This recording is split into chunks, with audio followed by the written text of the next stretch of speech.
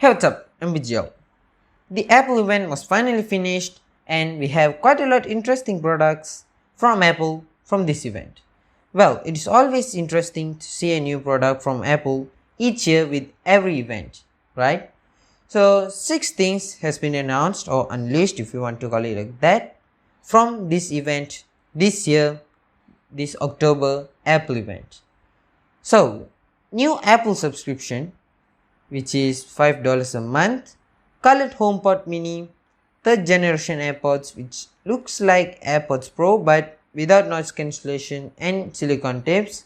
So without that, it looks kinda nice, if I'm being honest. And MagSafe wireless charging and a wider case plus longer battery life for $179. Here's the fun stuff. The M1 is a really great chip, also powerful. It has great optimization, longer battery life and efficiency over the Intel Max. So the software and the hardware is well integrated together, but this is now even more powerful because of the Apple Silicon, and it is just mainly for pros who work with larger files but they just need the laptop that is portable but it is powerful enough to just work with. So it's just all kind of like thing, right? That's what pros need. So they just don't need to carry a desktop while just going to another state through airplane or something like that. I don't know, but it just need to be portable but just also need to be powerful enough to handle all of these layers of works. So it's just a pretty great thing. This is what the new 14 and the 16-inch MacBook Pros is mainly focused about. Yes, you heard me right. 14 and 16-inch MacBook Pros. We will talk about it in a sec, but let's just talk about some other stuff. There is the high-end Intel Max, but we need a Apple Silicon.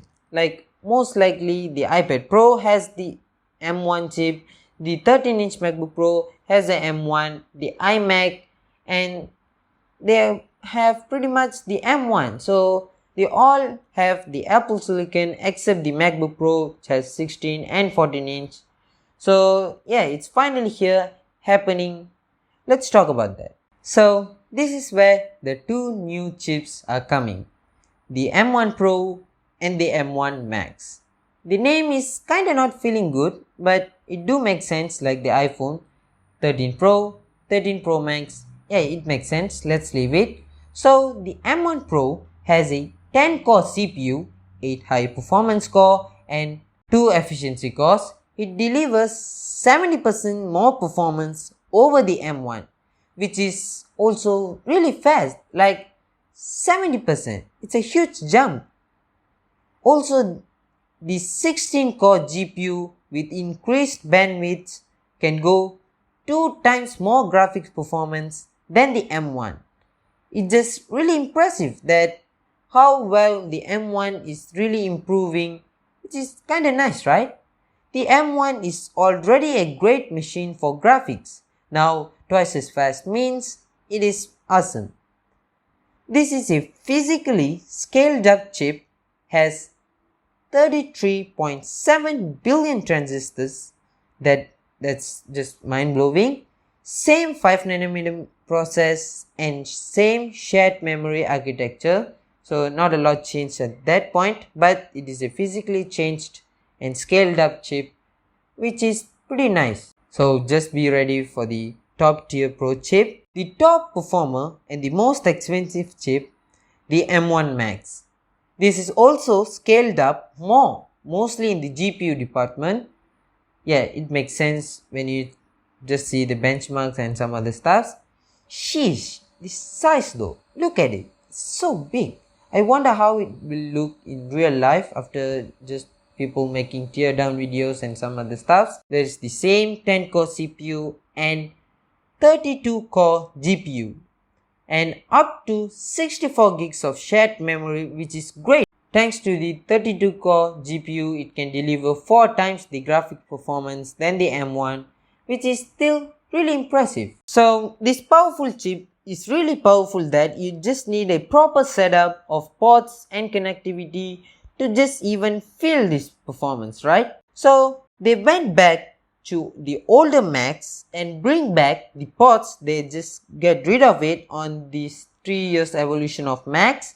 Yeah, they bring back the ports that the pros were just asking Apple for so many years, that they just bring back the ports again with this new 14 and 16-inch MacBook Pros, which I think is really great. So what are the ports?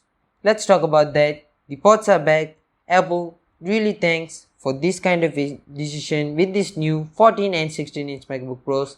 I think it's really great. They bring back the MagSafe, that is safe, great, and can charge 67 or 96 watts on the 14-inch based on the specs, and 140 watts of fast charging on the 16-inch MacBook, because you need more power to get that insane performance, right?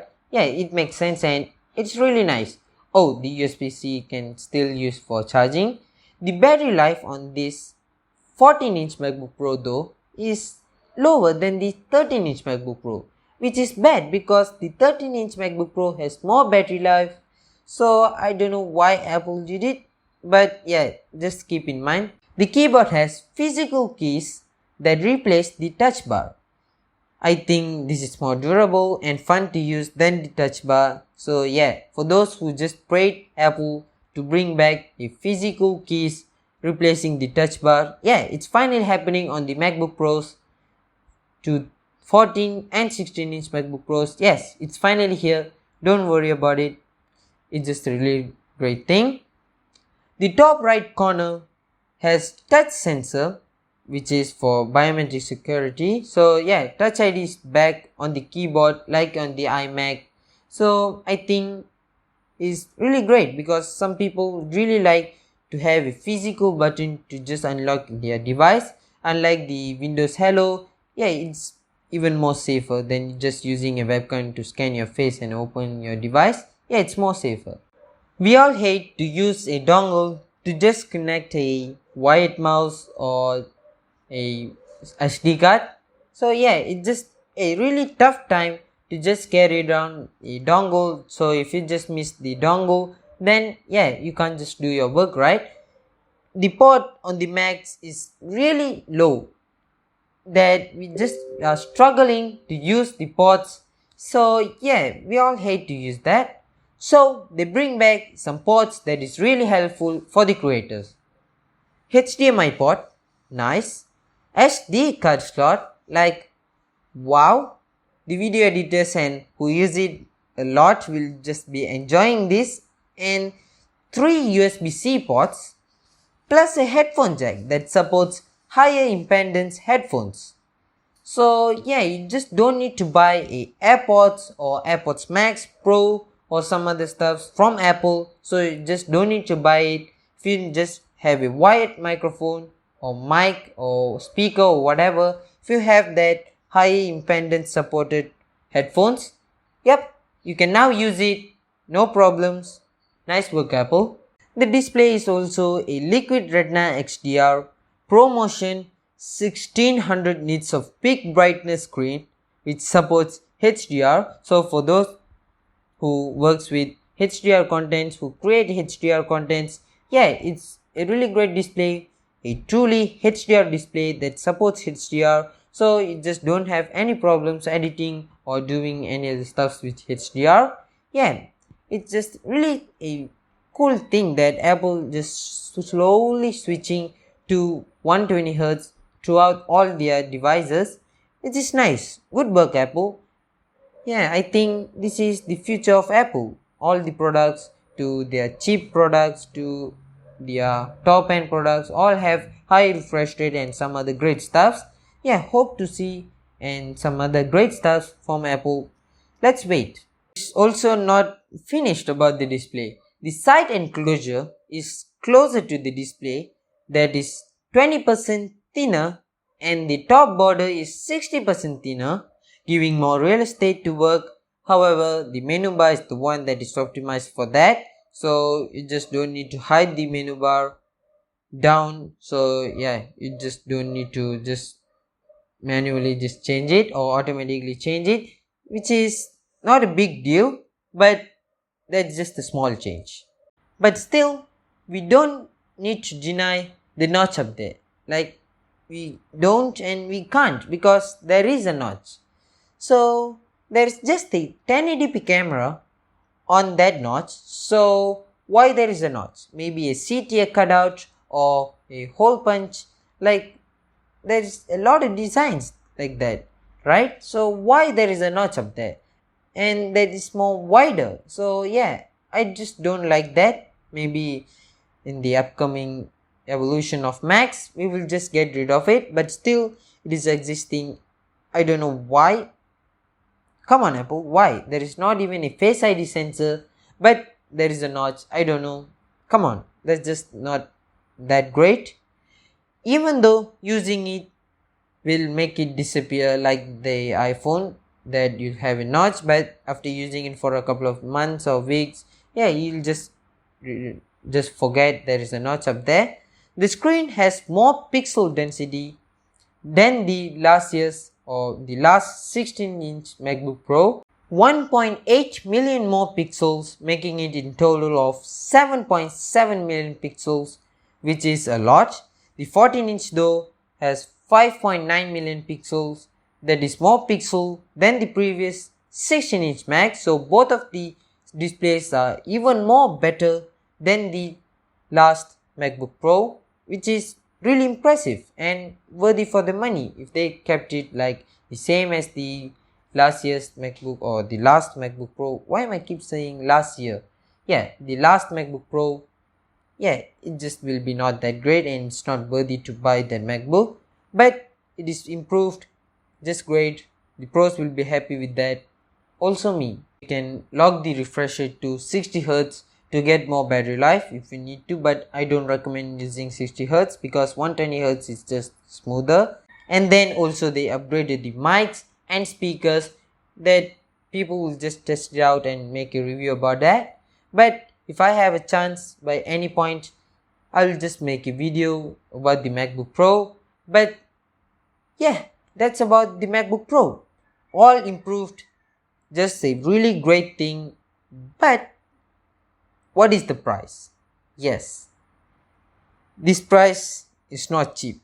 Yes, we all know, or all the tech YouTubers who saw the keynote will just immediately know that this is not cheap. This will be incredibly expensive because of the specs. Yeah, it just happened. It starts at 1999 for 8-core CPU, 14 cores GPU. Yes, 2 cores has been cut down. I don't know why Apple didn't mention it. They just mentioned that it all starts from $1,999, which is not that clear, right? So yeah, now I hope you guys know about that before buying the MacBook Pro. Yeah, the 14-inch starts at 1999 and the 2 cores has been cut down on the CPU and the GPU. And for the 16-inch MacBook Pro, it starts at 2,499, which is a lot with 10-core CPU and 16-core GPU. Yeah, that's just the same. So yep, just a really expensive MacBook Pro, but it is really worthy. Still no glowing Apple logo, RIP glowing Apple logo, but you get the point. So yeah, I hope you enjoyed the video. Make sure you subscribe so you don't miss any other videos like this. Yeah, let's reach 150 subs. Let's reach that goal. That's pretty much it. Catch you guys in the next one. Cheers.